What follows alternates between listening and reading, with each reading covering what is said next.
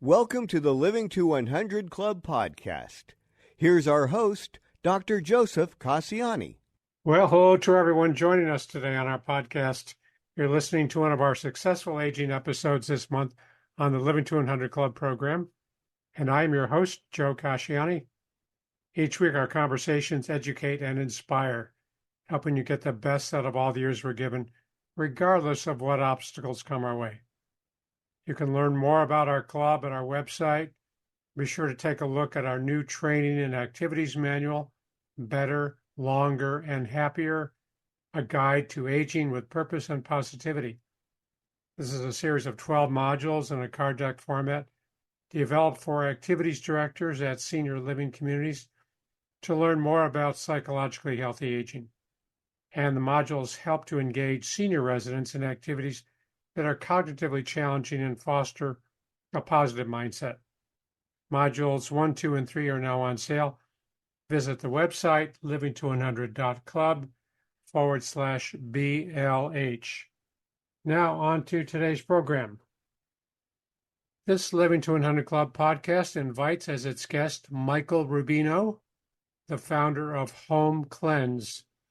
Home Cleanse is dedicated to addressing poor indoor air quality, a factor that has worsened in recent years, particularly as our homes get more energy efficient.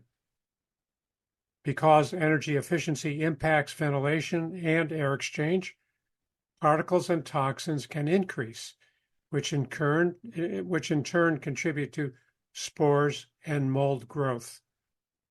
Our guest educates us on the relationship between poor air quality and respiratory-borne illness. He also shares recent research showing how poor air quality contributes to skin conditions, poor cognition, even dementia. We review simple methods to detect poor air quality and recommend solutions with poor test results. First, a little background. Michael is an air quality expert, environmental wellness advocate, founder, speaker, podcaster, author, father, and husband. On a mission to bridge the gap between our homes and our health, Michael put his background in construction and remediation to good use and founded All American Restoration in 2017, which more recently became Home Cleanse, an organization that operates in 50 states. Home Cleanse has become America's go-to source for information, services, and products to create healthier living through cleaner indoor air. He's also the president of Change the Air Foundation, a nonprofit organization giving every person the knowledge, resources, and support to achieve better health by breathing safe indoor air through education, impacting public policy, and funding research. Well, Michael, welcome to our program today. Hey, thank you so much for having me. Great. Yeah, you're very welcome. I always like to open by asking our guests to tell us briefly about the journey, maybe the touch points that brought you to where you are today. Yeah, so basically, after I finished college, I had moved back home to take over the family business, which was my dad's been a restoration contractor since I'm 5 years old. And, I was learning marketing at the time and installing new marketing tactics and sort of, modernizing the company that was in existence since 1993.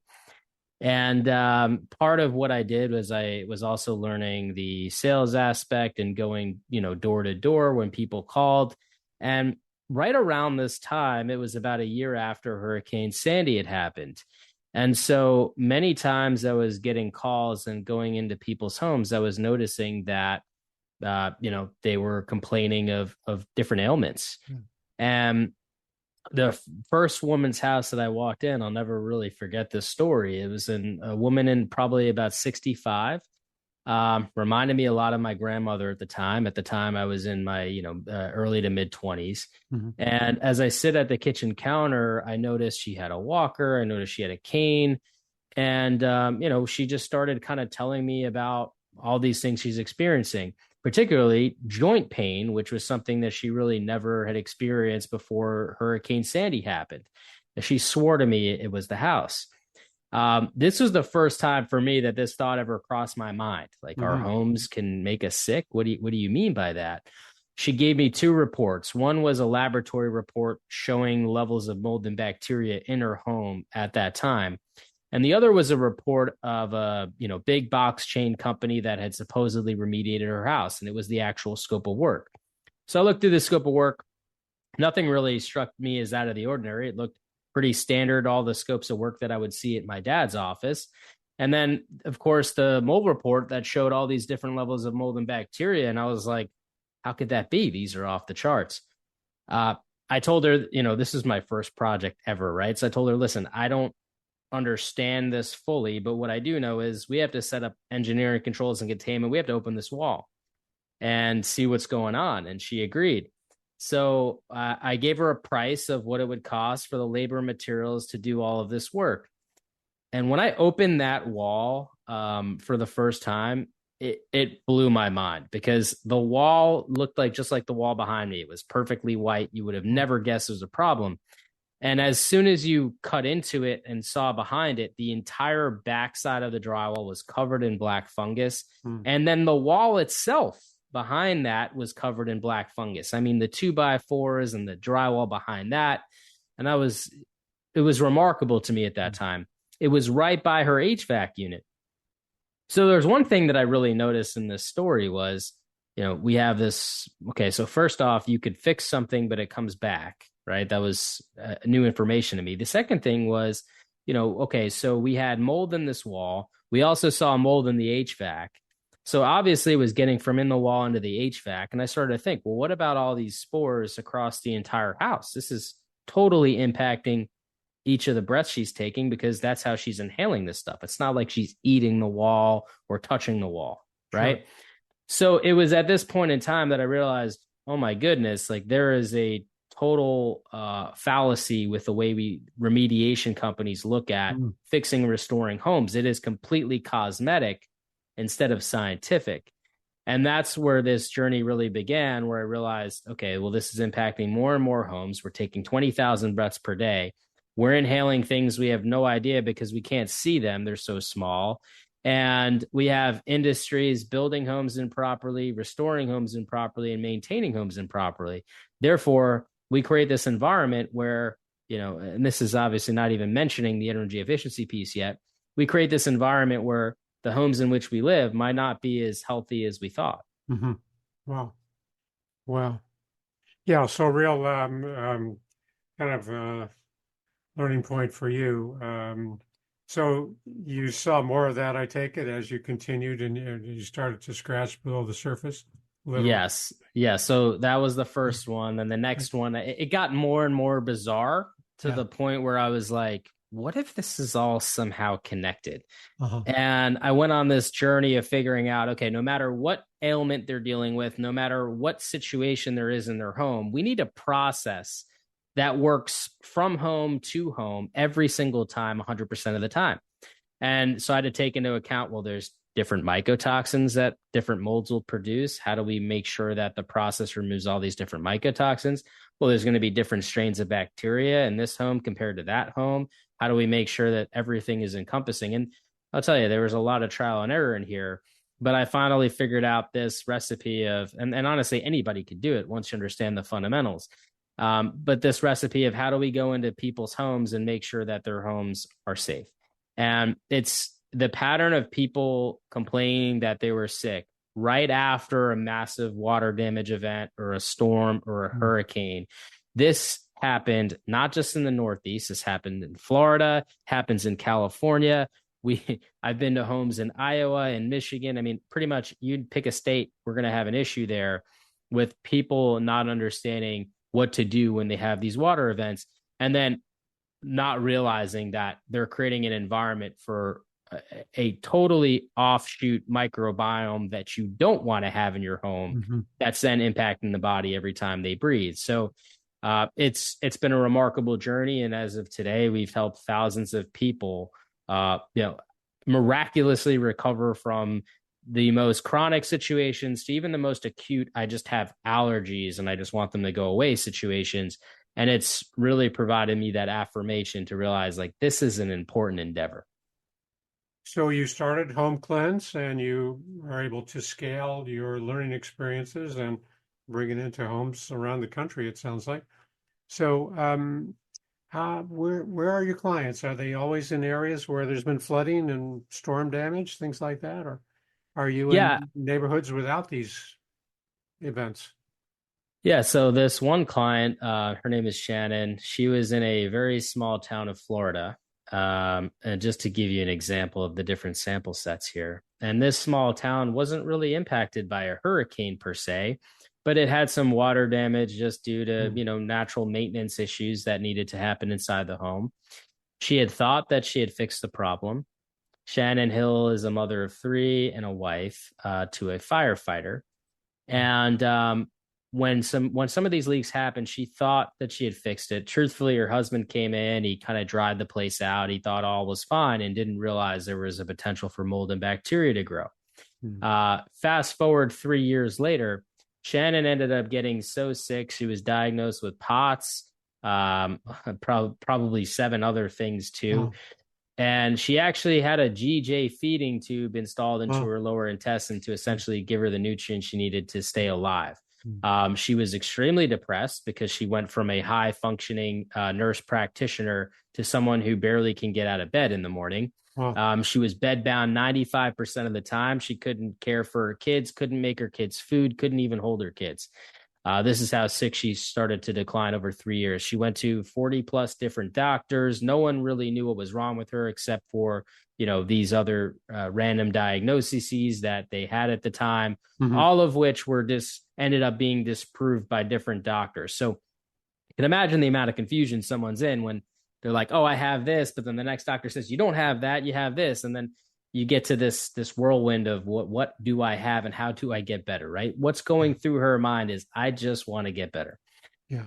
So finally, she finds a doctor who says, I bet you have an air quality issue. This is where I think your problem is. You need to get your house checked, for mold and bacteria.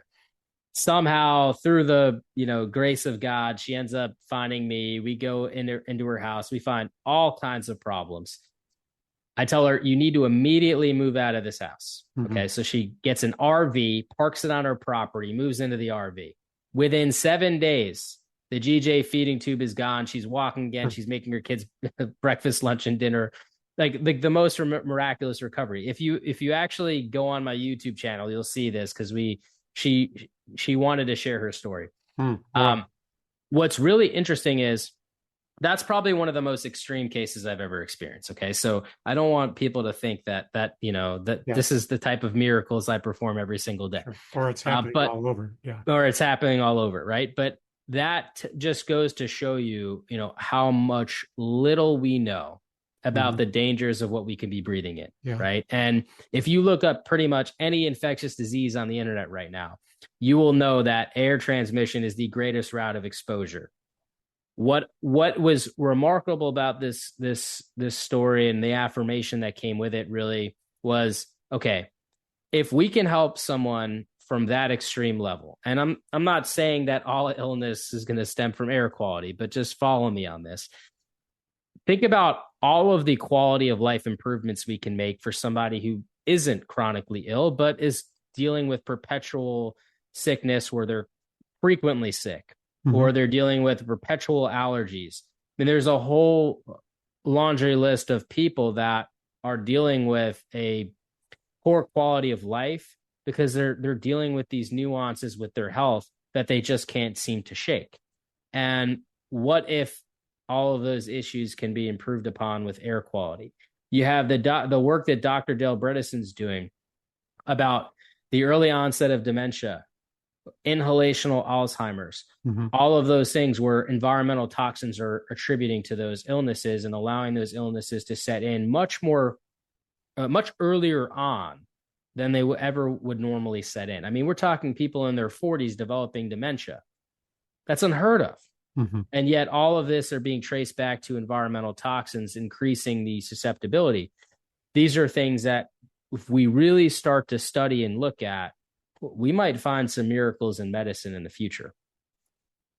Right. I think it's important for our listeners to distinguish when you talk about kind of the onset of dementia. These are what we call preventable dementias. We're identifying risk factors. These are modifiable risk factors. These are not the dementias that lead to Alzheimer's necessarily or other primary degenerative dementias, but these fall into that category of preventable dementias like alcoholism and hearing loss and a number of risk factors. But the environmental toxins I think it's kind of working its way to the top of the list as a risk factor here. Yeah. Yeah. I mean, even the cancer research out of UK, they published, it was late last year, it's a new study that they think air quality causes 10% of cancer cases, and outside of smoking, we really didn't understand much of what caused cancer, right? Sure. A lot of terms have been thrown around like radiation or, obviously we know that smoking is the number one cause of cancer. But in recent times, one of the most, I would say, marvelous, but traumatically marvelous discoveries is that there seems to be an increase in cancer cases for people that have never smoked a cigarette in their life. And that starts to draw really starts to raise the question, well, what is causing these things outside of smoking and how do we prevent it? And I think it's interesting to see all of these studies that have been coming out in recent times where we're actually starting to pay more attention to the quality of air we're breathing. Sure. We take 20,000 breaths per day. We consume more air than anything else on the planet. But for so many decades, it's really not been on the list at all. And I'm just so glad today that here we are, we're sitting here talking about this. And that means that we're heading in the right direction, right? More people are becoming aware. And when you're aware of something, you can do something about it. Yeah, and you and I spoke earlier about this new database or repository of information, and we'll get to it in a little bit in a few minutes, but it's just astounding that we can kind of put your findings or findings on the air quality in different homes into this database, and physicians can put their questionable or, stumbling diagnoses into the same database and maybe see pairings that hadn't been possible before. And this is what you're talking about. It's affecting the respiratory conditions and other factors. So we're linking those two, the medical with the environmental, and it's all in one place so we can see links. That's just brilliant, in my opinion. Yeah. So let's talk about we'll get to that in a bit. I want to understand this, these energy efficient homes and more, in the past decade or 2 decades, we're very efficient with, keeping out cold air and hot air. And yet you say this contributes to kind of poor air exchange. Is that what your argument is? Absolutely. So let's take us back to the 1970s, right? Richard Nixon's president. We're dealing with a global energy crisis. What do? Well, we need to use less energy. And one of the biggest things we can do to use less energy is actually to prevent energy loss. If we prevent energy loss, we won't need to use more energy. So we go on this whole energy efficiency kick with homes and buildings, all right? And so with that being said, the whole goal of this is to make homes and buildings tighter, make them more efficient so that there's less heat loss or less cooling loss, so that it actually costs less money to heat the building, cool the building, etc. Now, in order to do this, what we typically do today is we encase the entire building in usually like a spray foam material. And what that does is it has the best R value per density, which is why it's so much recommended. However, one of the trade-offs is it acts as a pretty decent air barrier, which means that we're now not exchanging as much air from outside to inside as we would have in, like, let's say, a 1950s balloon framed home. And when we take a look at that closely, if we lose the ventilation ability, that means that we're breathing in a set volume of air indoors. So to paint that picture for you, we are trapped in these balloons. And so every time I exhale a breath, every time I spray a chemical, anytime anything happens, water damage or mold or bacteria, right? Those particles are going to stay inside the building in higher concentrations than they would if we had fresh air exchange. You may have heard this little saying, or maybe not. It's more of a scientific saying, but the solution to pollution is dilution. So we've essentially taken away the ability for dilution to occur, which means that every time we take a breath 20,000 times per day, I'm going to be inhaling more particulate matter than I normally would in a more ventilated space. So this increases all kinds of risks for pretty much anything, but including our own bacteria that we excrete to constantly be coming back into contact with the body and not escaping.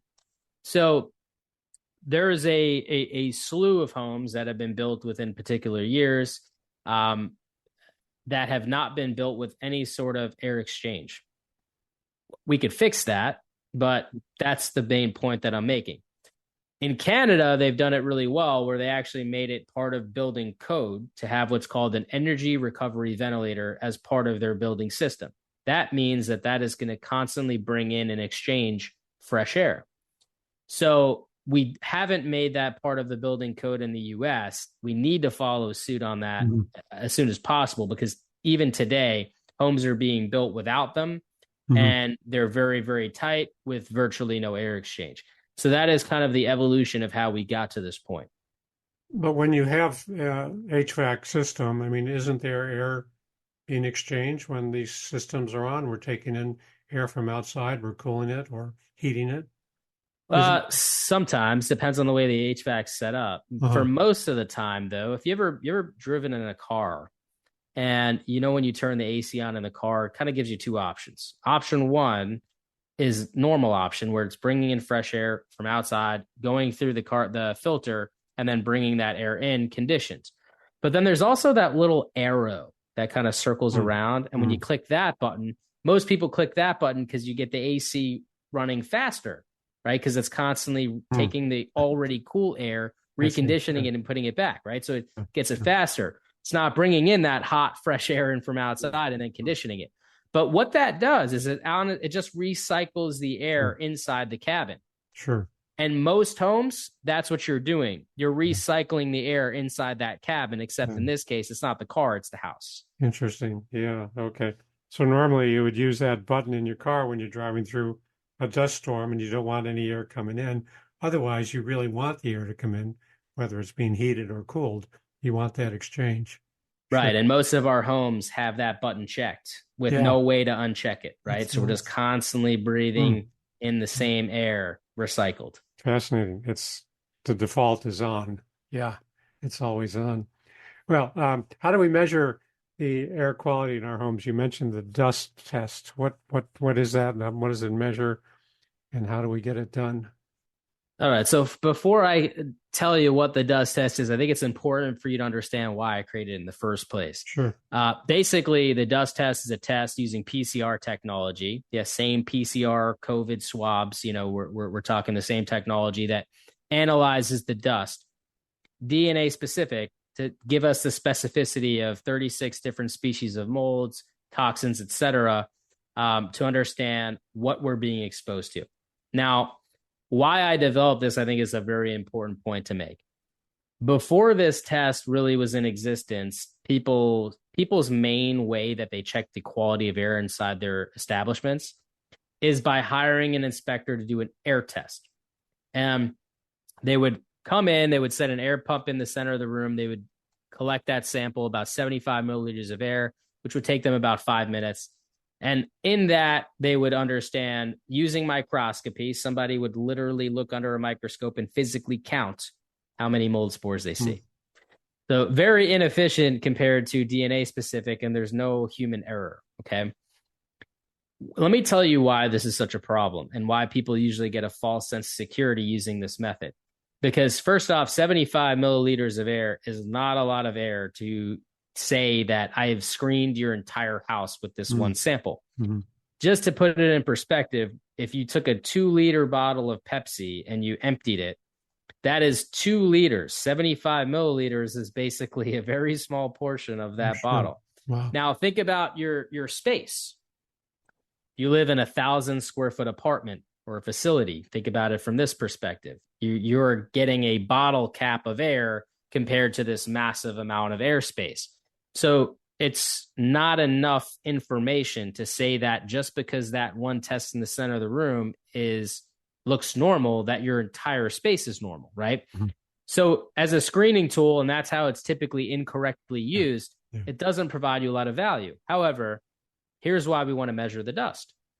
Anything that's going on in your environment is going to aerosolize. If you've ever sat near a window on a sunny day and you saw a ray of light refract off all the particles in the air, you know what I mean?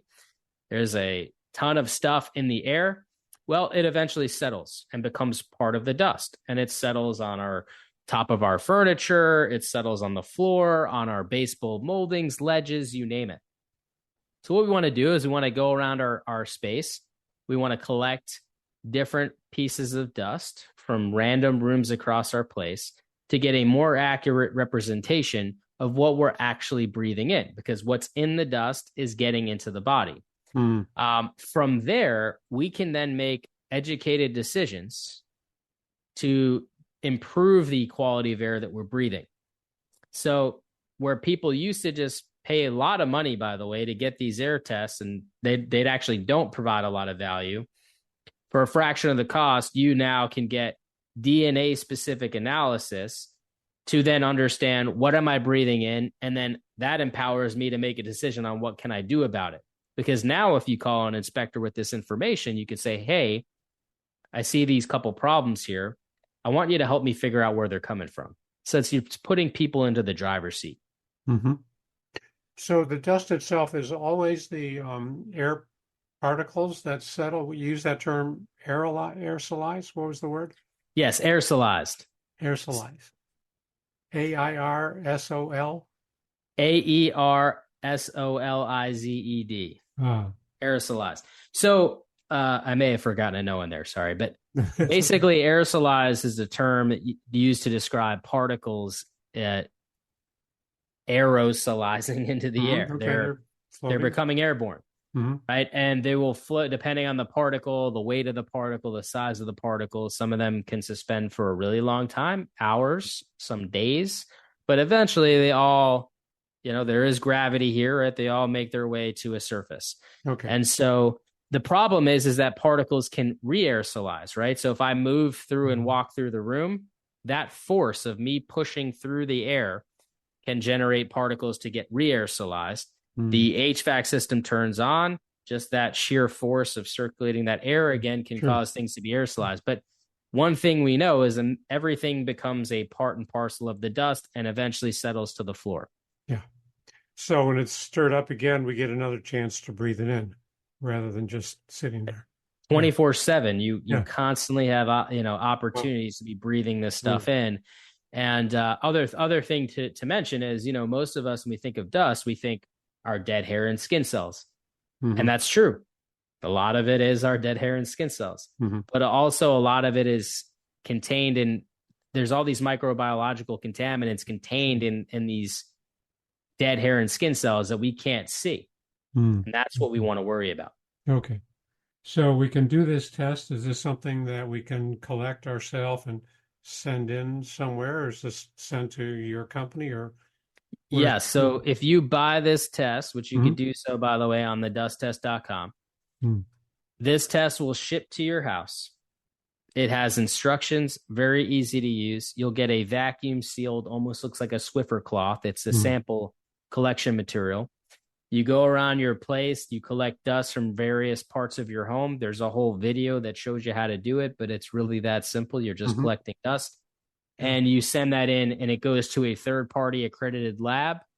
That third-party accredited lab uses the PCR machines to analyze the sample. It'll tell you down to the number how many different particles per milligram of dust for all these different species. So we can really get to see. It also tells you how, if it's normal or not, right? So what normal is defined by the EPA. The EPA did 2 studies, one called the American Healthy Home Survey 1 and the American Healthy Home Survey 2, where they analyzed about 1,500 different homes, and they saw what is normal in the average home in North America. So you can look at that report, you can see when it's in, say, within normal limits or exceeding normal limits. Then what? Let's say we get into the red zone and a lot of these particulate measures. What do we do then? We call in somebody to fix it. Exactly. So let's say we have Stachybotrys, this toxigenic, what the media typically refers to as toxic black mold. Well, good. We have Stachybotrys. Okay, we're going to want to, 2 things we know. 1, Stachybotrys requires a lot of water. It's a hydrophilic mold. Number 2, we also know that it takes at least 3 to 5 days to grow, right? So if I see this on a test, first question I'd ask you is, do you have any water events that occurred recently that you're aware of? Is there a shower leaking? Maybe there was a roof leaking. And 9 times out of 10, the person will offer to right off the front. They will say, oh, yeah, I just had a roof leak last year. And, I thought it was dry, but no one really did anything. And then you come to find out, well, the insulation got soaking wet. They never dried it, right? That wet insulation sat on that drywall for probably 2 weeks before it was fully dried. And boom, that's where the Stachybotrys is, right? So the test helps prompt people to ask the questions that they thought were fixed, but really they realized through this test it wasn't actually fixed. And you might get some clues as to where to look for the culprit, right? Like I said, 90% of the time people know. Once they have that validation, they're like, oh yeah, I know where this is from. And that's what's so great, because now they can really hire the right professionals to do something about it. The other interesting thing that you really started to touch on, and I don't know if you want me to go there just yet, but the correlation with the medical side of things is really remarkable. Yeah, let's do that. I mean, just quickly though, if our home is mold-free, is our air quality good? So there are obviously other influencers of air quality, such as like radon, lead, asbestos, right? But mold is one of the easiest things to detect when it comes to water damage. And I find that homes typically have the worst air quality if they have the most water damage.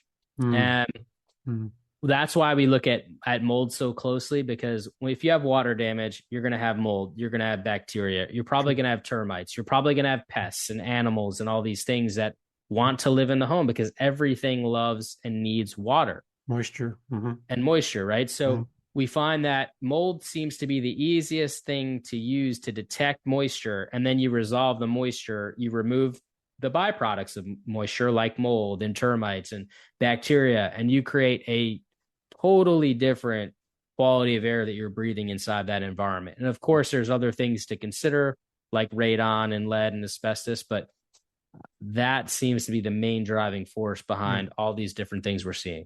Wow. Okay. Well, that's great information.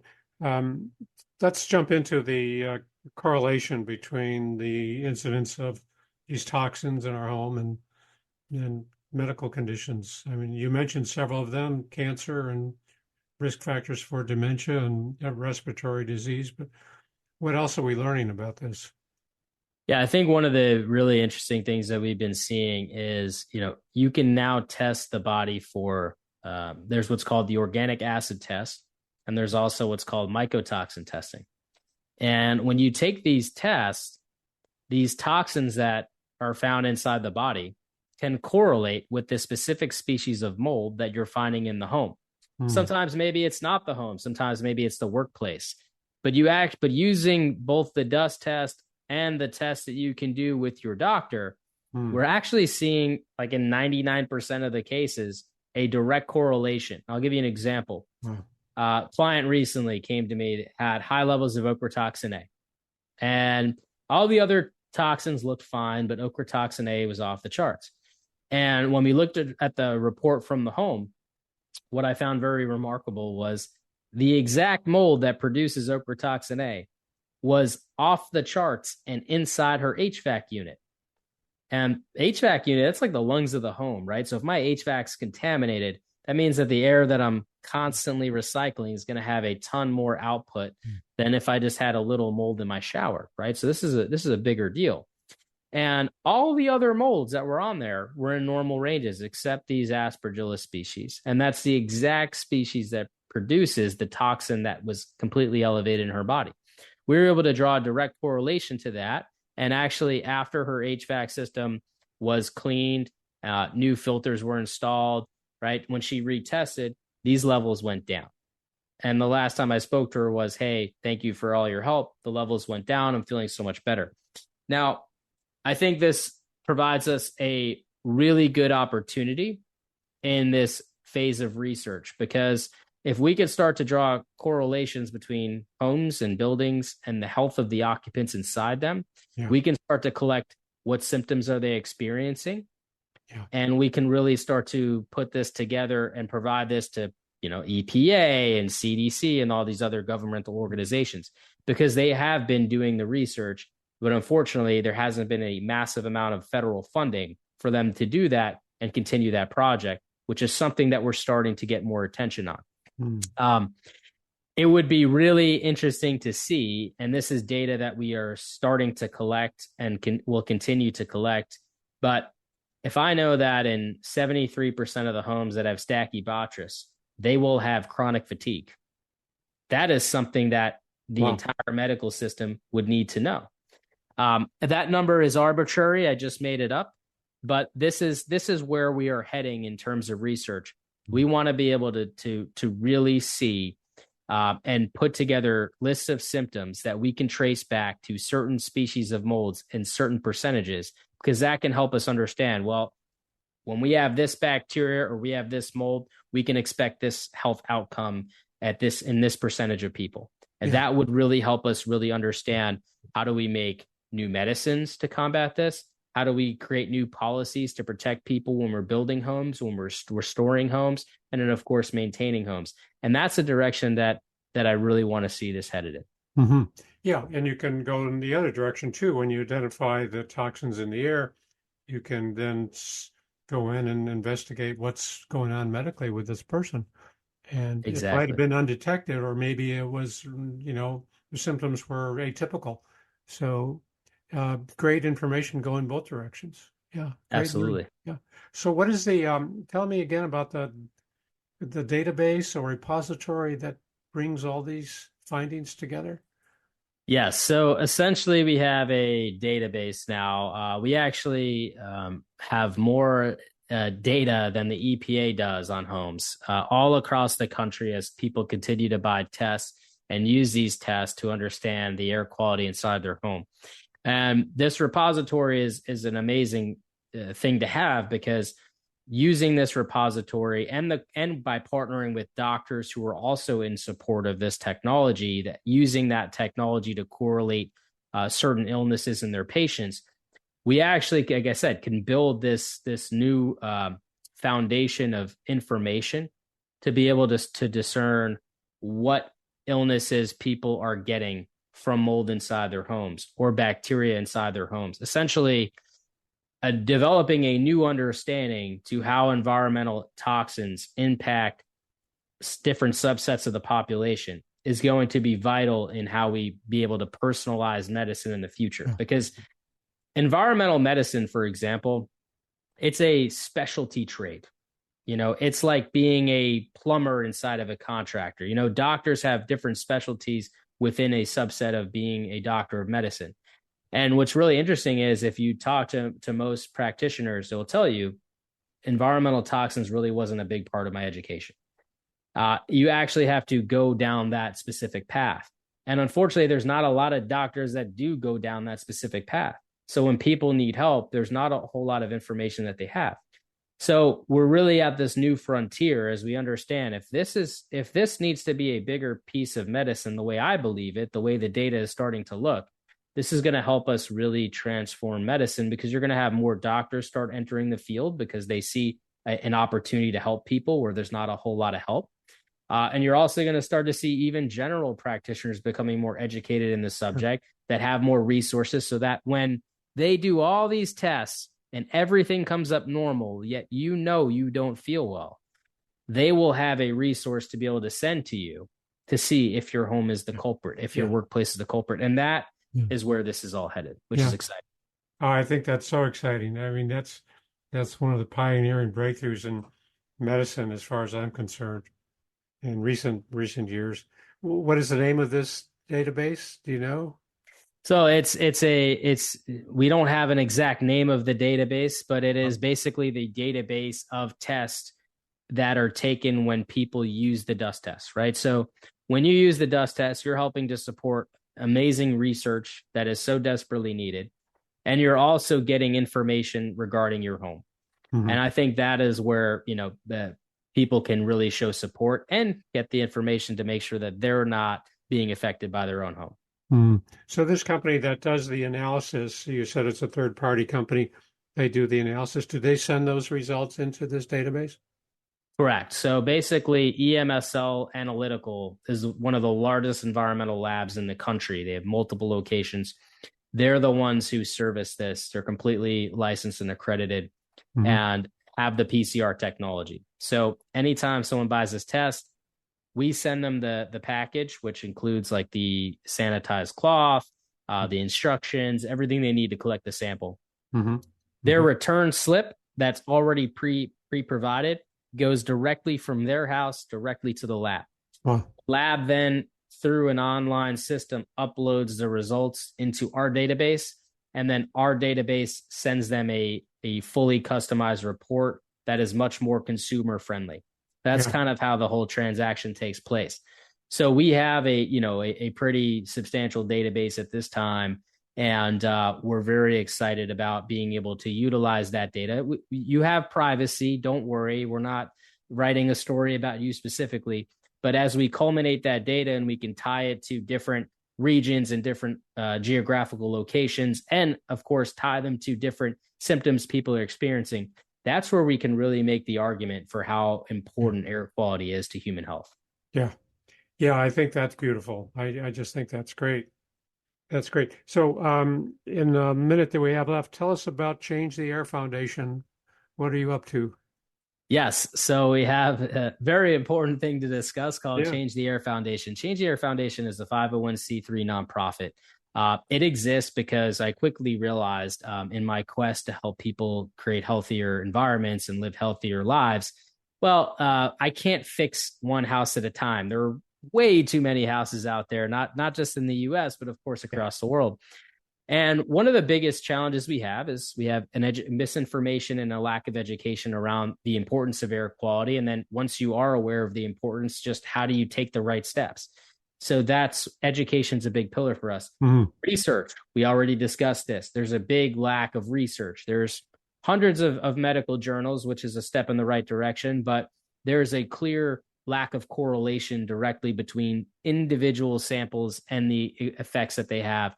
We want to fill that gap on the research side and really make a big awareness campaign around that from a public health perspective. The third thing is public policy reform. Mold, for one example, or water damaged buildings, really the best one, is not considered a health hazard in any state in America. We are kind of at that point where, you remember when we used to paint buildings with lead-based paint? You remember when we used to install asbestos insulation? Oh, sure. Yeah. Okay, well, it took many years to really understand the health effects of that and to decide that that is a health hazard. We are at that same point with water damaged buildings. Now, everybody knows it's not good to live in a water damaged building. There's tons of medical journals that talk about the effects of that and how it affects human health. But still, not today in one state in this great United States is it classified as a health hazard. And because of that, it allows misinformation to exist, right? So we want to close that loop. We just passed our first bill in the Iowa Health Committee for public policy reform. We have 13 other states where we are currently actively advocating for public policy reform in. We have the second air quality federal bill to ever be proposed in the government, and it is the Healthy at Home Act of 2023. So we are really fighting a massive fight for you to make sure that you are better protected against indoor air quality. And I'll tell you, the government is very behind this in all the conversations we've been having. But there are a lot of other outside organizations and lobbyists, Sure. that naturally are scared of change and are pushing back. And so if you cared about anything that I said today and want to help support, please visit changetheairfoundation.org. Okay. Well, you're doing some good stuff. Gold stars to you, Michael, I have to say. Thank you very much. Yeah, you're welcome. I'm glad to be a part of sharing this work that you're doing, but we are out of time for today. Just before we wrap up, I want to remind my listeners to visit my website, livingto100.club, sign up for my email list, and download a free copy of my 9 tips to make living longer enjoyable. And if you're affiliated with a senior living setting or organization, be sure to look for my new training manual and activity guide, Better, Longer, and Happier. Michael, you mentioned the dusttest.com. That's the website where people can purchase the dust test. Correct. And does Home Cleanse have its own website? It does. It's homecleanse.com if you need any air quality products or services. Great. And people can contact you if they're interested in getting more information. They can contact you through the website. Absolutely. Yeah, great. Okay, well, that's super. Great, very important, valuable information you shared. Thanks very much. Thank you so much for having me. Yeah, you're welcome. And thanks to all of our listeners for tuning in. Hope to see you next time.